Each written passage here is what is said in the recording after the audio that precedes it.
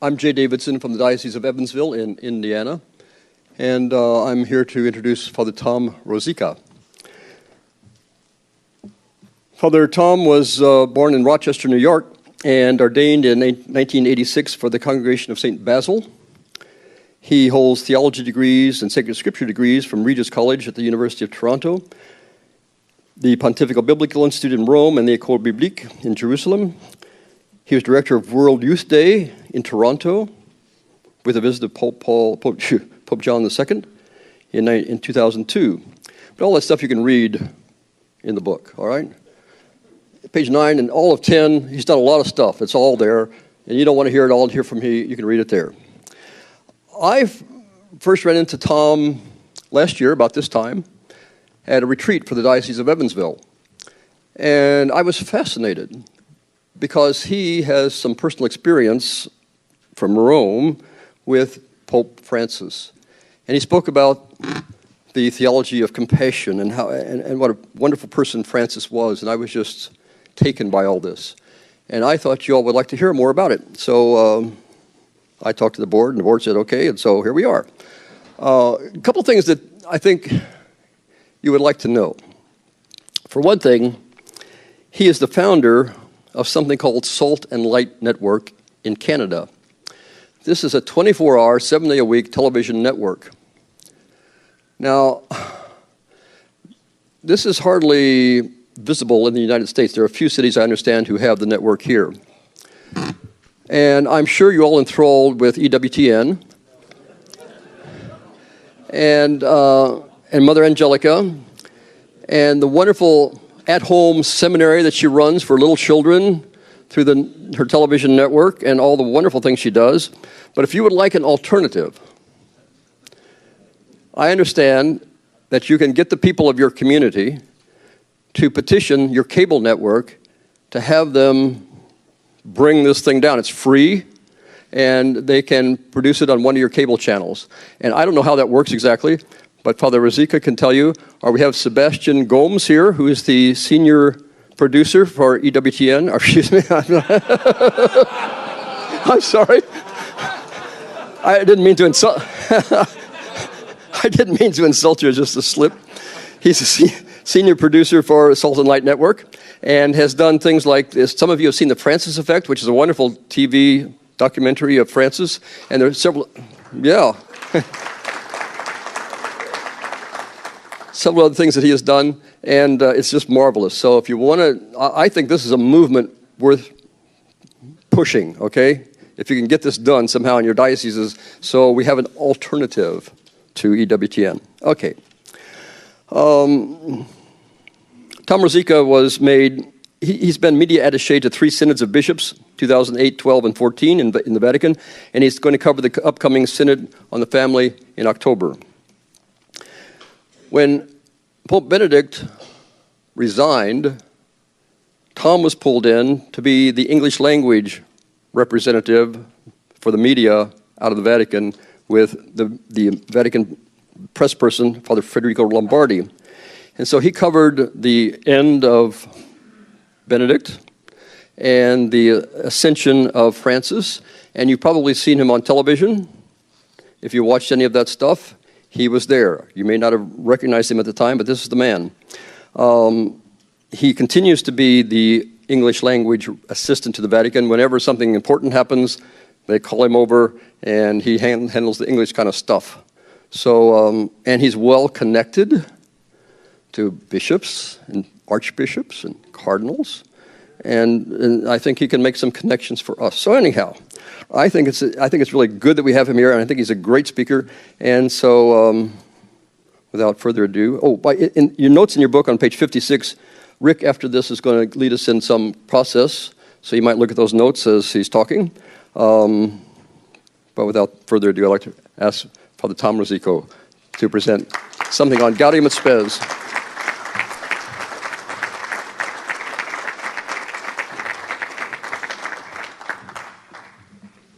Thank you. Of all the speaking engagements I've had lately, I received many comments and emails when people discovered I was addressing this group. They were very interesting comments. You're going to St. Louis? I said, yeah, I haven't seen the arch. Do you know those priests? I said, I know some of them. They're pretty good guys. Are you sure you're going to St. Louis? I said, unless there's a hurricane, I won't go. And I'm very glad I came to St. Louis. I've told a number of my bishop friends and cardinals that I was coming, and they were very happy that I'm here with you. So I want you to know that. So thank you for your invitation. Thank you for taking a risk with me. A lot of people say you work for the church, you work for the Vatican, you come with baggage. I travel very lightly. I was born in 1959. I grew up with this reality that you love called the Second Vatican Council. It was conceived in January of 59. I was born in March of 59. So it's been the wind under my wings, and I'm very happy and proud to be a priest that came through the Second Vatican Council. You've invited me to reflect on one of the most important documents of Vatican II, known as Gaudium et Spes, the Pastoral Constitution on the Church in the Modern World. And it's nearing its Golden Jubilee this fall. In an attempt to diminish or dismiss the great significance of this core document of the Council, many have tried to classify Vatican II as a pastoral council, or only a pastoral council, that did not address dogmatic issues. At the beginning of this presentation, let me make it very clear. The Second Vatican Council offered a new model of merging between so-called pastoral and doctrinal councils. The standard refrain that Vatican II was only a pastoral council or was just a pastoral council and therefore did not propose new doctrines of the Church is incorrect. The Second Vatican Council was a pastoral council by its teachings, therefore its doctrines. The council was therefore pastoral by being doctrinal. And let's not fool around with any more names that we can apply to what the council was or wasn't. 50 years after its promulgation, who of us cannot still be moved by the opening words of that landmark conciliar document? The joys and hopes, the griefs and anxieties of the men of this age, especially those who are poor or in any way afflicted, these are the joys and hopes, the griefs and the anxieties of the followers of Christ. Indeed, nothing genuinely human fails to raise an echo in their hearts, for theirs is a community composed of men. United in Christ, they are led by the Holy Spirit in their journey to the kingdom of the Father, and they have welcomed the news of salvation, which is meant for every man. That is why this community realizes that it is truly linked with mankind and its history by the deepest of bonds. I ask forgiveness, especially of the women that are here, for the language, but I'm simply reading from the original text here. There's an interesting story in the birth of the Pastoral Council, the Pastoral Constitution. Such a document was not planned from the outside of the Council. It was towards the close of the first session of the Council on December 4th, 1962, that Belgian Cardinal Leo Suenin spoke of the need of the Church to address the world and not just to be occupied with internal church matters. The very next day, Cardinal Giovanni Battista Montini of Milan, who would later become Paul VI, seconded Suenin's proposal. And then on December the 6th of that same year, Cardinal Lercaro of Bologna echoed the views of Montini and Suenin's. So thanks to the support of these three very distinguished churchmen and respected council fathers, a statement on the Church would become a topic for the next session of the Council. Just to remind you what session meant, it was September to December. The bishops then came home to their dioceses and went back the following October to December. The final result of their efforts was the longest document of the Council, indeed the longest document produced of any of the 21 ecumenical councils in a 2,000-year history, Gaudium et Spes, the Pastoral Constitution of the Church in the Modern World. The document is divided into two parts. The first part lays out theological and pastoral perspectives and principles about the church in the world. The second part addresses 5 areas of what it calls special urgency. Once the basic anthropology of Christian humanism is presented in chapters 1 to 3, the 4th chapter moves to a reflection on how mission of the Church must be redefined. The method of reconceptualizing the mission of the Church is already hinted at in that oft-quoted paragraph 4 of the introduction to the Constitution, and I read it. To carry out such a task, the Church has always had the duty of scrutinizing the signs of the times and interpreting them in the light of the gospel. We must therefore recognize and understand the world in which we live, its expectations, its longings, its often dramatic characteristics." End of quote. The fathers of Vatican II were men who had experienced 2 world wars, the horror of the Holocaust, the onset of nuclear weaponry, the hostility of communism, the awesome and only partially understood impact of science and technology. All these elements of their lived experience force them to a non-internal definition of the Church. The Church had to be understood in its relationship to the world that they knew. The message of the pastoral constitution of the Church in the modern world is in many ways the hope that the Council wished to offer a broken world. Gaudium et Spes encouraged a new model of church-world engagement. Previous models were no longer adequate. The minority sect within the Roman Empire, the alliance of church and Constantinian state, the medieval institution of Christendom, the battered and battering church of post-Reformation Europe, the established church of the Ancien Regime, and the isolated and triumphalistic church of the 19th century. Gaudium et Spes suggested a church with a new strategy for the church's presence in the world, one which emphasized neither withdrawal, triumphalism, nor assimilation, but critical conversation, listening and speaking, along with principled cooperation with other social institutions and communities of people. The mission of the Church needed to be expressed in social categories and had, therefore, to take seriously the realities of secularization and pluralism. In the 2,000-year history of the Church, it had never happened to this point that an ecumenical council would focus with such profound pastoral involvement on the temporal events of humanity. The Council Fathers confronted theologically the fundamental questions that have always plagued the human heart. What is man, for example? What is the meaning of suffering, of evil, of death, that notwithstanding any kind of progress continue to exist? Sounding out the mystery of the human person by the light of the Word of God, the Council Fathers also strongly committed the Christian community, which was called to offer a specific contribution to render more human the entire human family. One of the great gifts of Gaudium et Spes was his appeal for the personal witness and illuminating initiatives of lay people, encouraging them to assume greater roles in the life of the Church and of the world. This still remains one of the greatest urgencies and hopes of the Church of our time. Above all, Gaudium et Spes presents Jesus Christ as Lumen Gentium, the light of the nations, who illuminates the mystery of man, not only for Christians, but also for the entire human family. Jesus reveals us to ourselves. He calls everyone to the same identical destiny, and through the Holy Spirit, quote, offers to everyone the possibility to come in contact with his divinative victory over death. We could sum up this wonderful, lengthy document in these 5 points. The Church works to build a world that acknowledges and promotes the dignity, life, and freedom of every human person. The Church works to create conditions of justice and peace in which individuals and communities can truly flourish. The Church is present in the activity of the international community. The Church's universal religious mission does not allow her to be identified with any particular political, economic, or social system. And finally, the Church contributes to the establishment and consolidation of peace within the human community in accordance with God's law, a peace that is the fruit of the work of true justice. When Gaudium et Spes was promulgated, many Catholics wondered why on earth would the Church want to engage the world and whether the Church had any business being concerned with political and economic issues and peacemaking.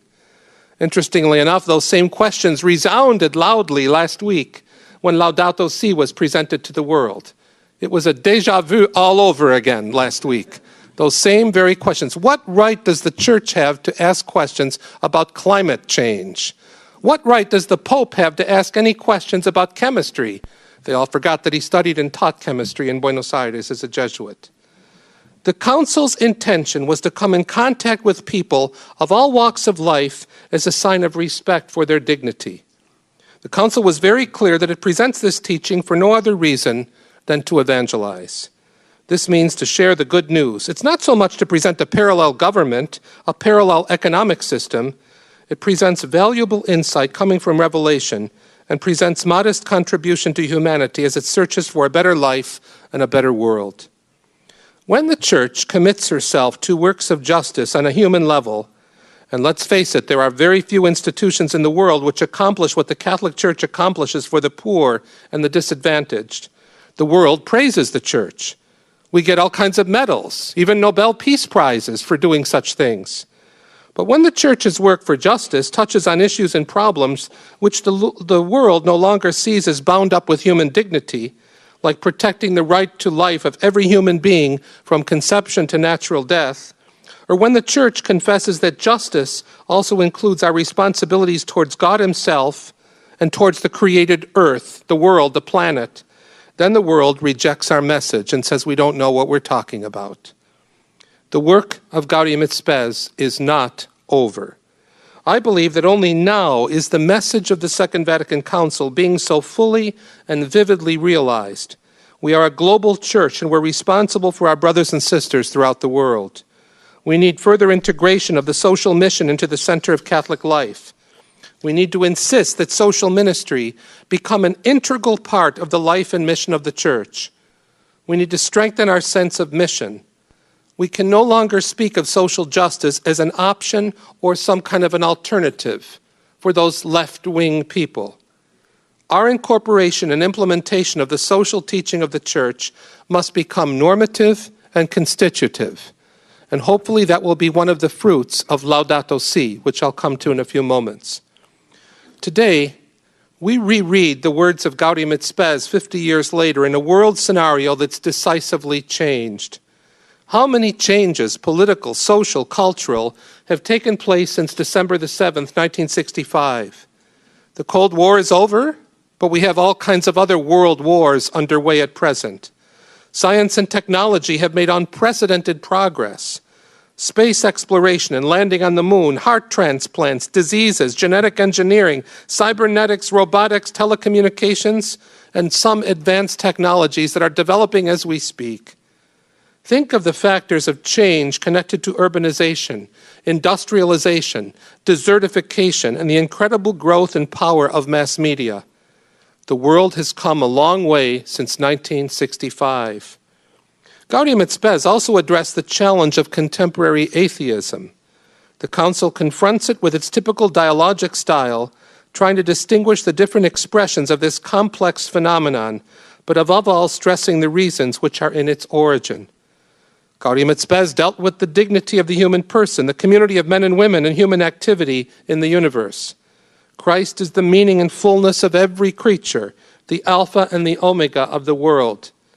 Gaudium et Spes desires to render a more concrete service to the men and women of our times, and also touches upon the immediate problems that plague us and assail us. Among these is the necessity to promote dignity and holiness of marriage and the life of families. The family today is at risk, not only by external factors of social mobility and the new characteristics of human labor. There are also serious problems stemming from our individualistic culture that lacks strong ethical anchors. It is a culture that confuses the true meaning of love between spouses and the gift of family life. Should we not be asking if the changes happening in our times have been and are for the good of humanity, as the document Gaudium et Spes raises in paragraph 6? In particular, can you have a more perfect temporal order without it going hand in hand with spiritual growth, which is really at the core of Laudato Si? It's about conversion, not just about climate change and hugging trees. It's about the conversion of human beings. The problem of poverty and overcoming it through a healthy economy, respectful of the primary value of the person, allows for a vast discussion on political ethics that flow from Gaudium et Spes. The appeal of the Council to eliminate the destructive fury of war and promote peace could not be truer than in our day. The horizons of Gaudium et Spes are vast, and there's an arc from 1965 all the way to us. and that document is begging us to put it into practice. With this important document, the church really wanted to embrace the world. Looking at human beings in the light of Christ, the church knew how to establish profound links and outline concrete needs. There resulted a kind of Magna Carta of human dignity to defend and promote. And that Magna Carta we call Gaudium et Spes. The Fathers of Vatican II were not off the mark when they looked prophetically towards the future and indicated the great challenges before us in the issues of marriage and family life. And during this journey from synod to synod, it's those very questions that we should be asking. The vision of Gaudium et Spes continues to inspire and to guide us. As the Second Vatican Council stated, the Church's universal mission does not allow her to be identified with particular political, economic, or social systems. Yet, at the same time, the mission serves as a source of commitment, direction, and strength which can contribute to establishing and consolidating the human family according to God's law. What makes Gaudium et Spes significant in our mind is the way it defined the Church, not as an institution established in the past and conducting self-maintenance operations, but in terms of its task in the world. Moreover, read together with Lumen Gentium, the dogmatic constitution on the Church, Gaudium et Spes is the pastoral compendium of that document, as it reaches towards eschatological goals, reaching towards fullness of community, fullness of justice and peace, a sharing of resources, a building of relationships. With Gaudium et Spes, social concerns are presented as the essence of being disciples of Jesus. To be a member of the Church is to be a member of the community of the resurrection that is supposed to have a transforming impact on the world. Gaudium et Spes is an extraordinary document because it gives a coherent picture of Catholic social teaching. But it goes even further than that. It gives a new and coherent picture of what is essential to being a Christian in the modern world and to being church in the modern world. Let me sum up by restating that the Pastoral Constitution was a foundational document and it continues to speak to us today. It promoted openness and dialogue. It reached out to the temporal order, and it invited the temporal order to embrace God and welcome God into it. It developed Christian humanism, which has certainly shaped the social teaching of Blessed Paul VI and John Paul II, and certainly the mind and heart of Benedict XVI. Though Benedict did not refer to Gaudium et Spes often, he did as cardinal and prefect of the Congregation of the Doctrine of the Faith and gave several wonderful addresses about Gaudium et Spes. And the fulfillment of Gaudium et Spes can be found in Caritas in Veritate, a true masterpiece of Pope Benedict. Gaudium et Spes provided an understanding of the human person which takes into account the contemporary concern for freedom, equality, and solidarity.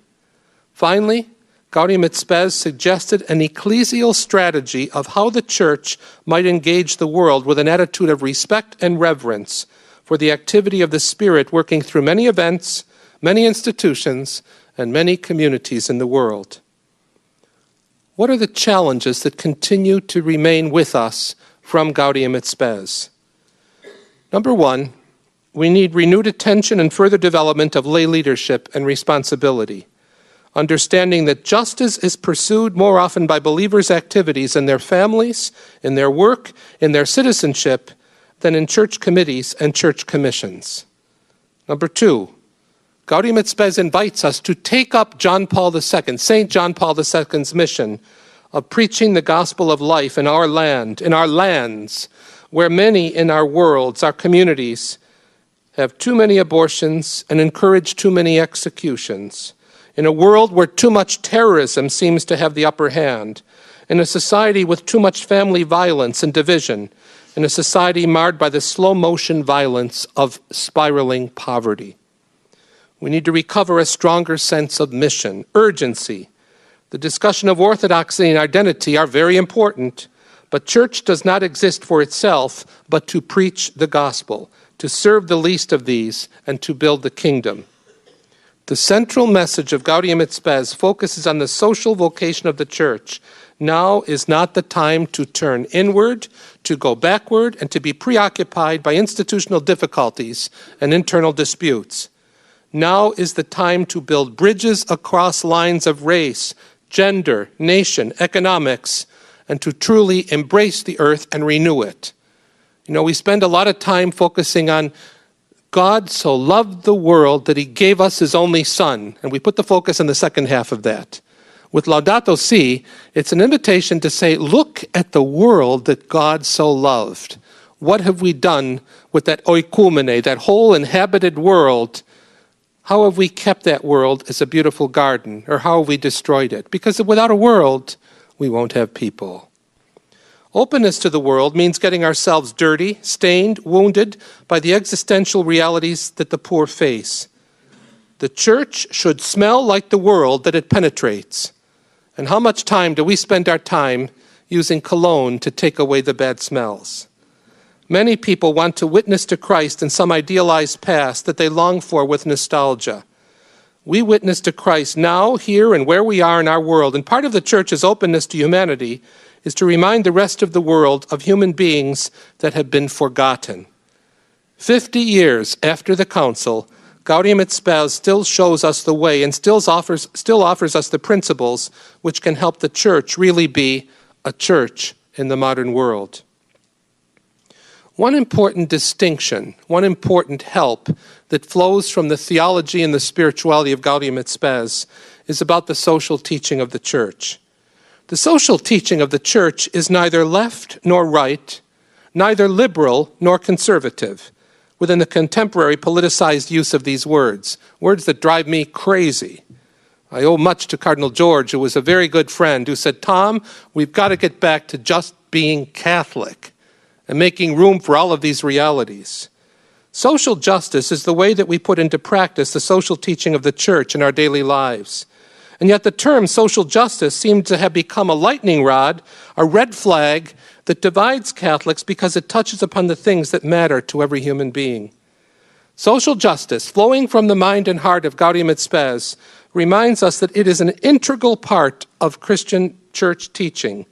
It is based on the rights that flow from and safeguard human dignity, and it compels us to work with others to help make social institutions better to serve the common good.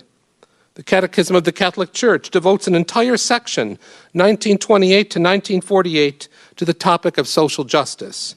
Similarly, that wonderful compendium of 2004 of the social teachings of the Church, which is a required reading for all of us, gives a magnificent overview of the wider topic of the Church's social doctrine and teaches clearly the meaning of social justice. Pope Francis, I believe, is the embodiment of Gaudium et Spes. 50 years after the document, we have someone who's actually showing us this is how you do it. John Paul II believed in it greatly with his wonderful social teachings. Pope Benedict gave us a deep theology.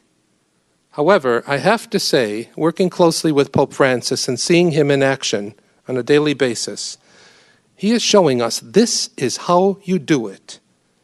From his first hours as Pope, he has reenacted or spoken of the great pastoral transformation of Vatican II as his own agenda. No question, no hesitation, no equivocation. It's Vatican II, and he wasn't even at the council. His actions parallel the simple, ever-human gestures of St. John the 23rd, so that the world would soon recognize him, as it does Francis, as a man it can approach easily because he strives to understand and love its people rather condemn them and make people anxious about their salvation. Francis is becoming for us the activation or the embodiment of the pastoral constitution on the church in the modern world. Not only will he be remembered as the Pope of Evangelii Gaudium, but he will be remembered, I am certain, as the Pope of Gaudium et Spes. For just as Gaudium et Spes awoke the church out of its ecclesial slumber 50 years ago by insisting that to be Christian meant to pursue justice in every corner of the globe, the former Cardinal Archbishop, Jesuit of Buenos Aires, Jesuit of all things, is doing the same. Pope Francis has chosen to emphasize not only Lumen Gentium, but especially Gaudium et Spes. On June 6th of this year, he made a day-long pastoral visit to Bosnia and Herzegovina. At a meeting with priests and religious, a very moving meeting in which he encountered people who had been in gulags and in prison for years under the terrible regimes, Francis spoke about priests. He said this: "The priest, the consecrated person, is called to live the anguish and the hope of the people, to work in concrete circumstances often characterized by tensions, discord, suspicions, insecurities, and poverty. Faced with these painful situations, we ask God to grant us hearts that can be moved, capable of showing empathy. There is no greater witness than to be close to the spiritual and material needs of the faithful.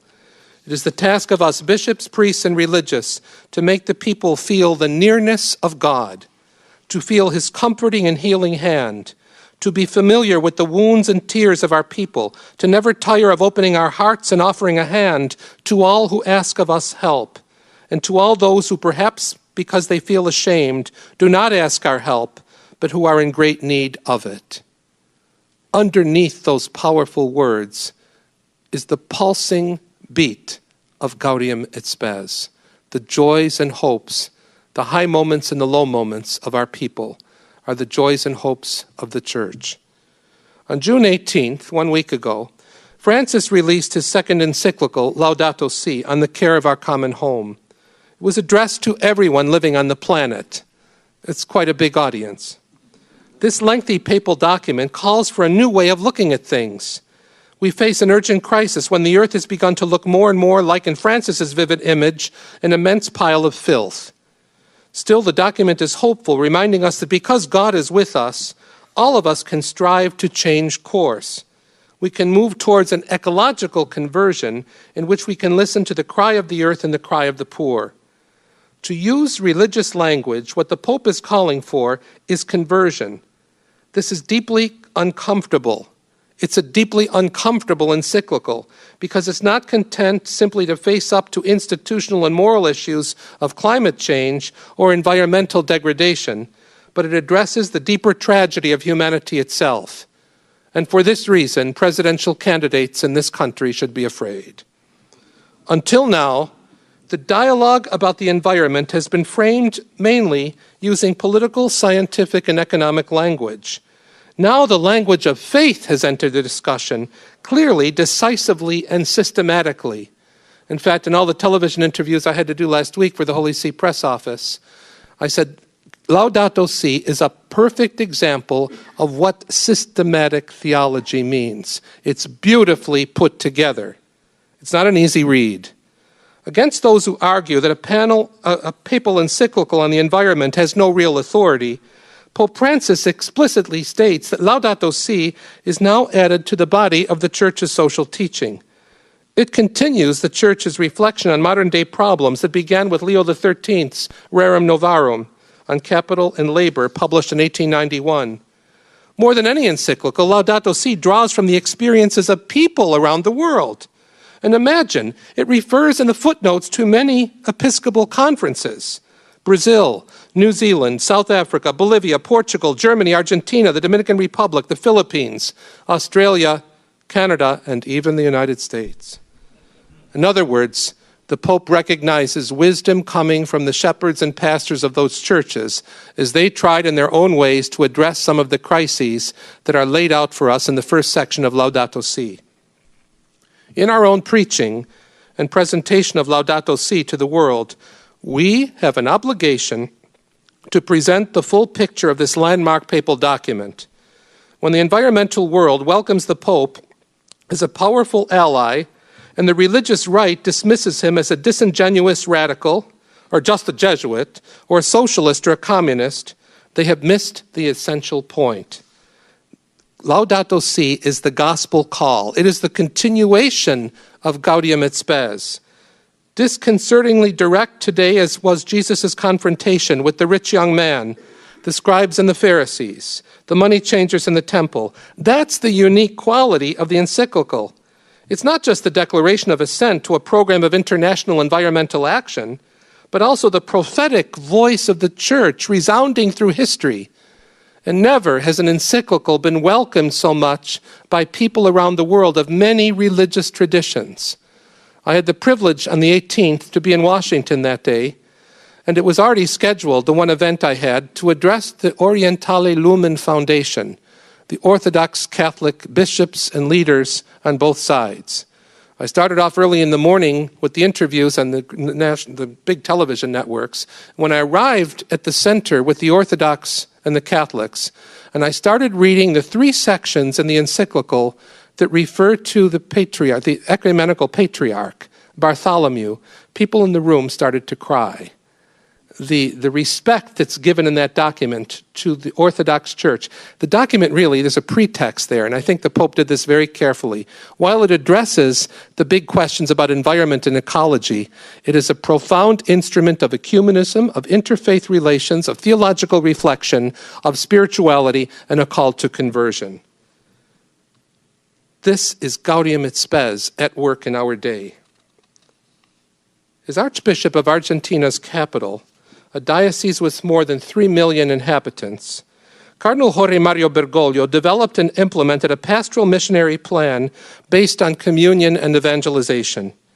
He had 4 major goals during his episcopal ministry: open and brotherly communities, an informed laity playing a leading role, evangelization efforts addressed to every inhabitant of the city, and assistance to the poor and the sick. He was truly beloved in Argentina. He asked priests and lay people to work closely together in the work of evangelization and education of the people. During many years of fruitful pastoral ministry, Cardinal Bergoglio insisted, quote, "Teachers of the faith need to get out of their cave and the clergy out of the sacristy." He required parish priests to live with their people and in the same conditions as their people, even in radical simplicity and poverty. Authentic pastors should have the odor of the sheep if they are to be effective and credible. When Cardinal Bergoglio spoke of social justice those years, he called people, first of all, to pick up the Catechism and rediscover the 10 Commandments and the Beatitudes. His project was and remains very simple. If you follow Christ, you understand that trampling upon a person's dignity is a serious sin. "My people are poor, and I am one of them," he was known to have said many times.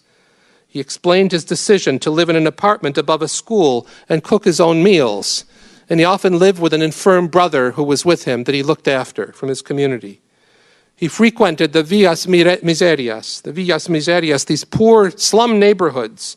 He advised his priests to show mercy and apostolic courage and keep the doors open to everyone.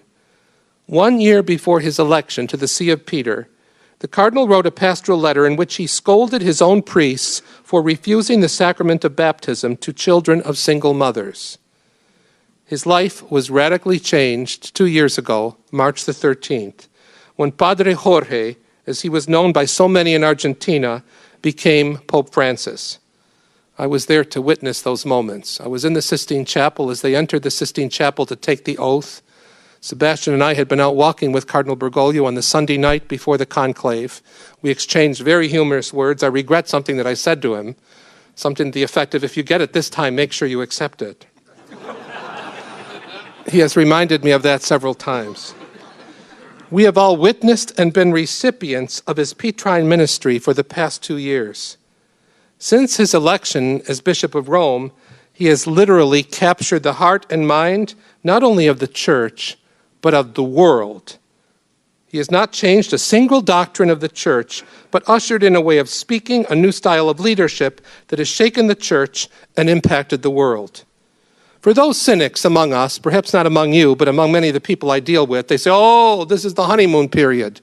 Wait till he really starts to say something strong." Honeymoons don't last for 2 years. We're out of the honeymoon period.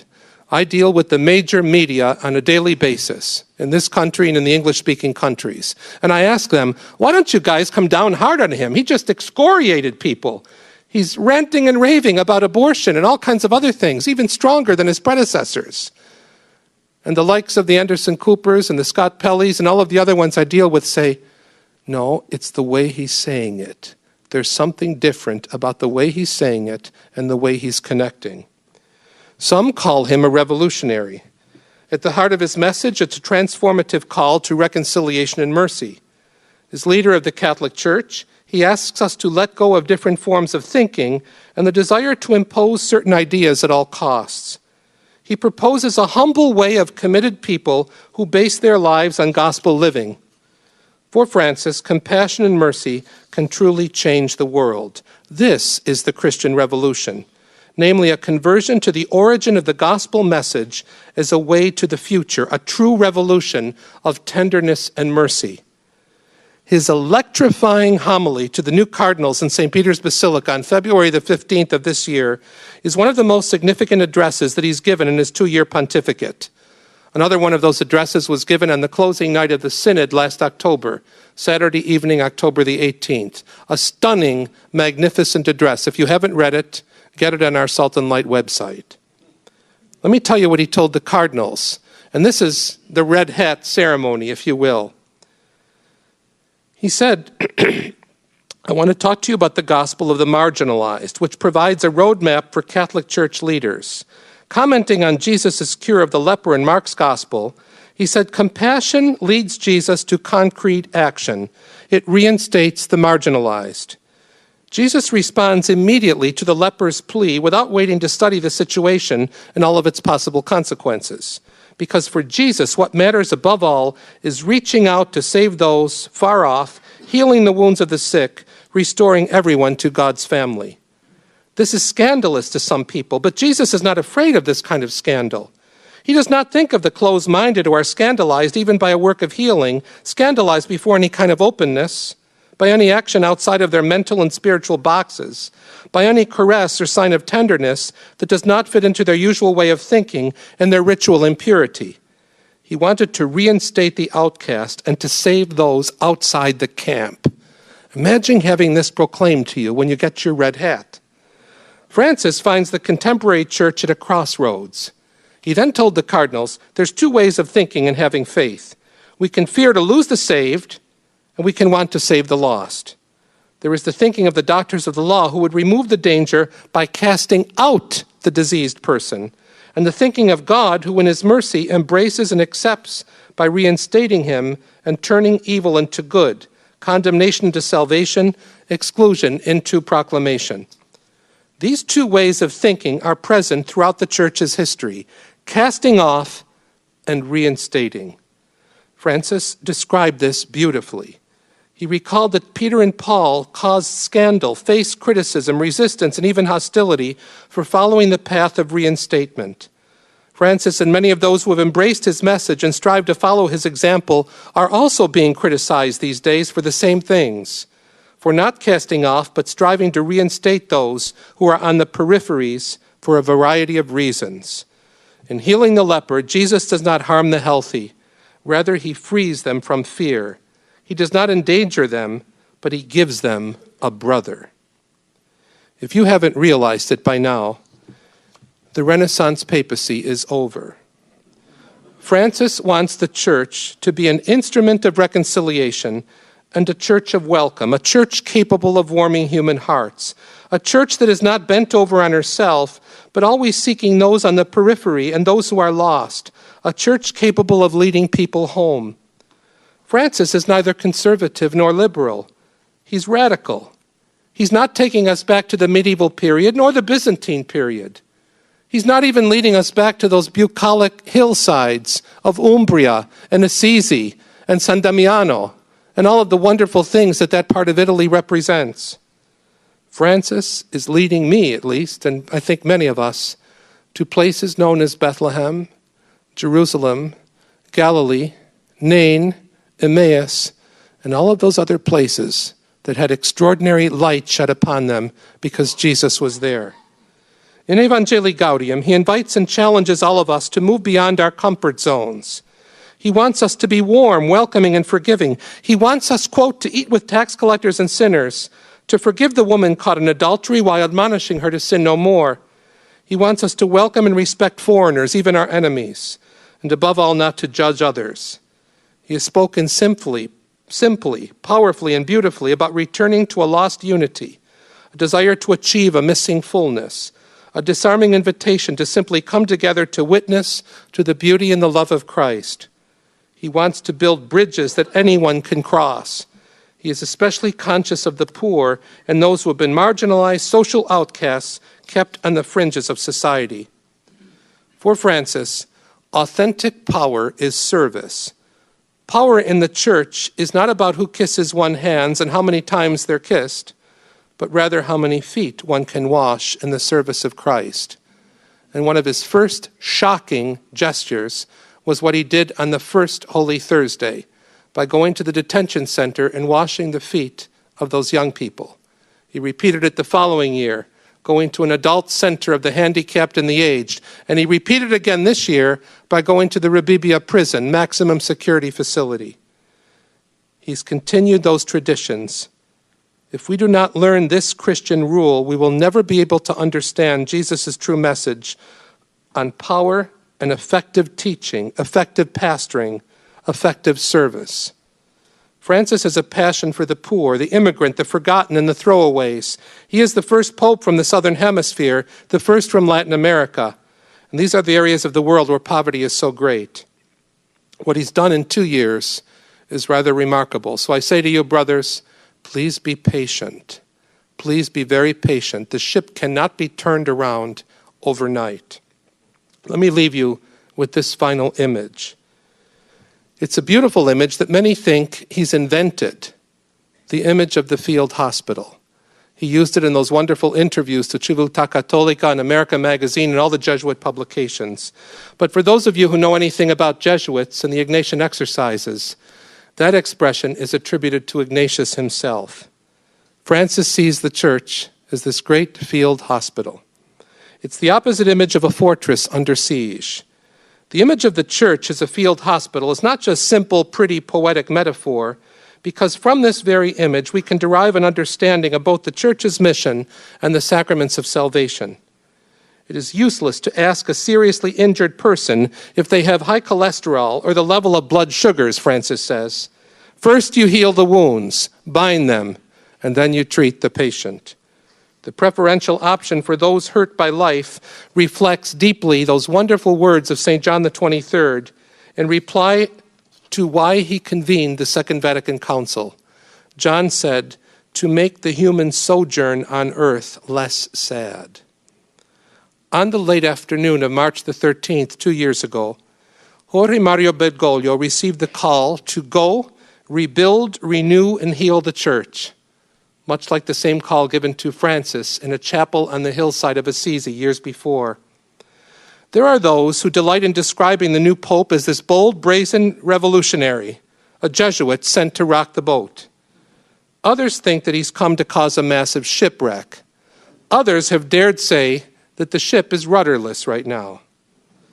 But the only, I won't say who, but the only revolution that Francis has inaugurated is clearly the revolution of tenderness, which he himself describes in paragraph 88 of Evangelii Gaudium.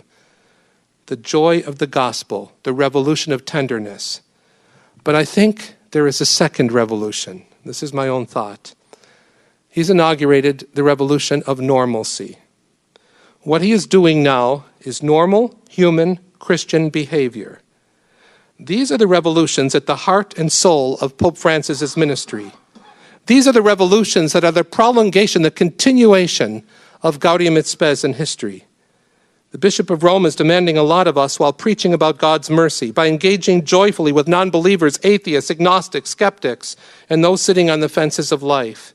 Many who thought that Christianity has nothing left to add to the equations of life. This room tonight is filled with field hospital workers and revolutionaries. Caregivers of mercy and revolutionaries of tenderness and normalcy that have already been deployed in the great battlefields of life. In the heart and mind of Pope Francis, we need a church that is capable of restoring citizenship to so many of its children that walk as if in Exodus. Christian citizenship is above all the result of God's mercy. Each of you has the power to restore that citizenship, to give out passports free of charge to so many people who are wandering and lost. And I know for a fact that many of you are doing that. The ultimate evaluation of Vatican II, and for that matter of all of our pastoral and spiritual and educational endeavors, will be if we judge our efforts according to the mind and heart of Christ and not some passing social fancy. Christ is the Lord of history. He is the Lumen Gentium. Our world and our times belong to him. Let us evaluate everything we are and do in terms of how well we have opened our eyes and the eyes of others to the radiant beauty of Jesus Christ. If we wish to be ambassadors and instruments, bearers of the message of Gaudium et Spes and icons of Evangelii Gaudium in the world today, if we truly desire to be workers of the authentic justice articulated so powerfully in the Council's pastoral constitution of the Church in the modern world, we must be in direct contact with Jesus of Nazareth on a daily basis, because he is the joy and hope of the human family, and he will never let us down. We encounter this Jesus in the church, in the sacraments, and in the liturgy. Take heed of Pope Francis's words recently spoken last week to the Diplomatic Academy of Rome, the future school for the nuncios. He told them, and I think they weren't expecting to hear such things, he said, if it is not possible to represent someone without reflecting their features, it is not possible to represent someone without reflecting their features, without evoking their face. He then said, do not lose sight of the face of he who is at the origin of your journey. Do not fish in aquariums or farms, but instead have the courage to leave behind the safe margins of what is already known. Cast your nets and rods in less obvious seas. Teach prayer by praying, announce the faith by believing, offer witness by living, he told the new archbishops yesterday morning in presenting palliums. These words are not only spoken to people of the Diplomatic Academy, nor to archbishops who were there to receive a pallium. They are spoken to us. Go and announce the joy of the gospel of Jesus. Go and be his joy and hope for the world. Thank you.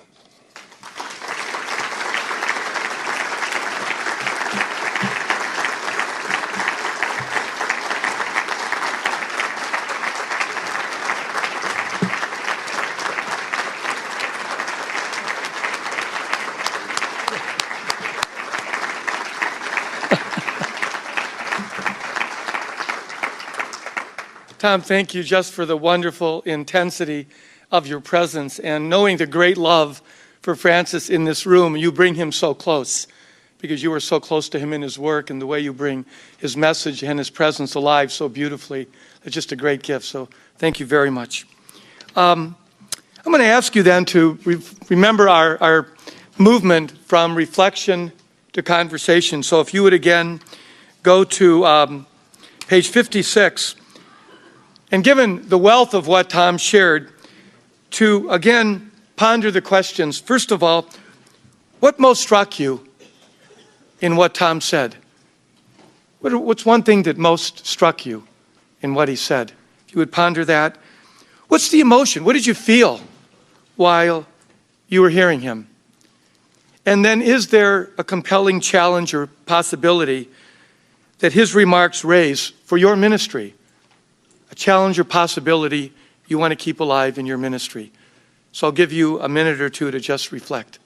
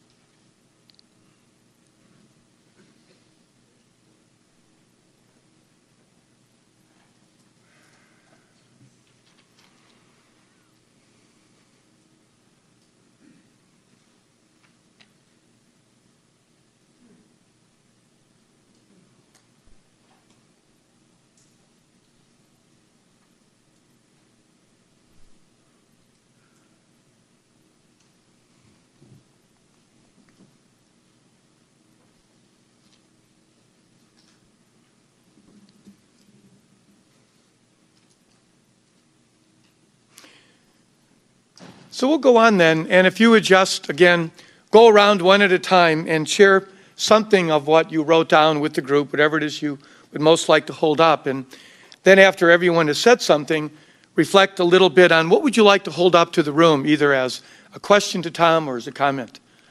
So we'll give you about 12 minutes to do that. Okay, please begin.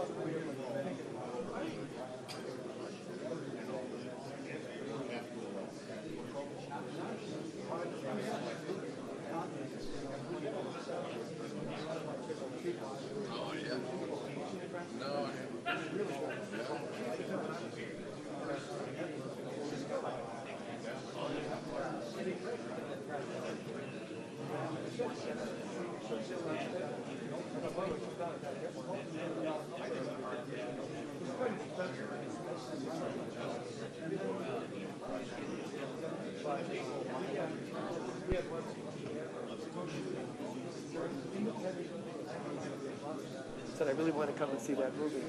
Wow. So he comes in advance to get a because anyway, he comes in advance to register and stuff. And it's been striking the range of people of different ages who are just so cool. Because it quotes Ronner talking about the great epochs of the church.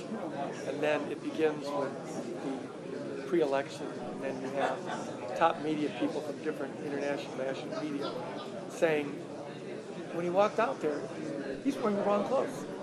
But then the person corrects himself, well, of course he's not wearing, he knows what he's doing. Yeah. But just that everything is. Right. Because these are people who really followed these over the years. Uh-huh. And Anderson Cooper's in there, and a number of other people from anchors from major news stations. So you're hearing people in the media who are deep. And then others also.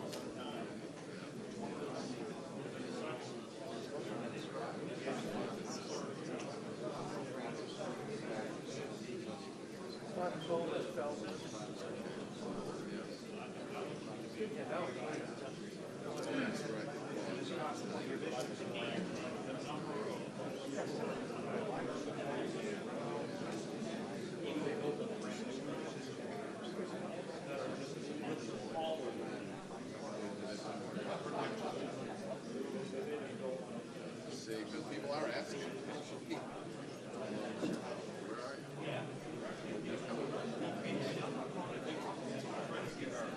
you?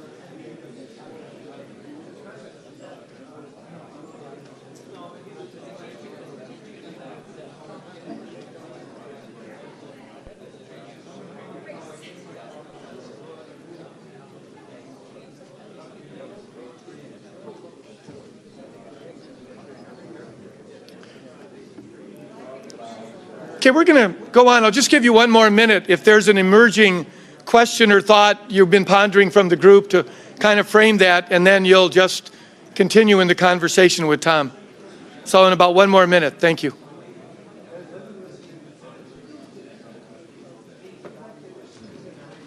I was at the big Jesuit gathering in Los Angeles last week. Oh, I spoke to the 300 of them, wow. young people, on the Tuesday about social communications and digital media evangelization. It was a very rad gathering. Now, this is Jesuit. These are people with the Jesuit All the people in institutions. formation. Oh, in formation. All the wow. guys in formation from Canada, the United States, and Haiti. Oh, nationally, not just And on they the brought West. them together. Not They just do it in the every 10 province. years. Oh, wow. It was really inspiring. All the provincials were there. Tim Kosicki, everybody Oh, was Tim, there. yeah, he's But it was a wonderful, wonderful, inspiring moment. It's such an incredible community of Jesuits. Every time you get together, they're like all over the world, and they're all really humble, and they'll say, "Yeah, I was over here and I was there." I know they're wonderful people. Yeah, it's been such an honor. I've loved, because I've been director now for 1 year. I was kind of called into considering it because I've been doing consulting after I left the office. The office was closed. Yeah. Planning. So it's in the Diocese of Cleveland? Yeah, it is. Here's an interesting thing, Tom. We are the first retreat place. We were a seminary that offered retreats for the laity 117 years ago, 1898. So we are the first site in the United States to offer retreats for the laity and the longest continuing sites. Even though there's some places on the East Coast. Place. Yeah, yeah, it's 57 acres. Is it on the water? Beautifully wooded. No, it's inland. But you drive in a winding road. And it's 12 minutes south of Cleveland, very central. How many Jesuits on staff? Just one. Actually, and he lives at Ignatius, the high school. Yeah. And then he's full-time from New York province, Matt Roach. He's full-time, but it has this remarkable legacy. Wow. So, okay, let's go forward then in a bigger conversation. And Jim is ready with the mic. So raise your hands and let's continue. Who wants to be first? Good. Here, Tom. It's up to you now. Thank you. We've heard stories and rumors about the younger priests behind us and those in seminaries that have been instructed to one degree or another that the Second Vatican Council was an aberration. And basically the thing is, well, wait till you guys die out and then we'll take the church over again. In watching what's happening with the Francis and the reception that he's getting,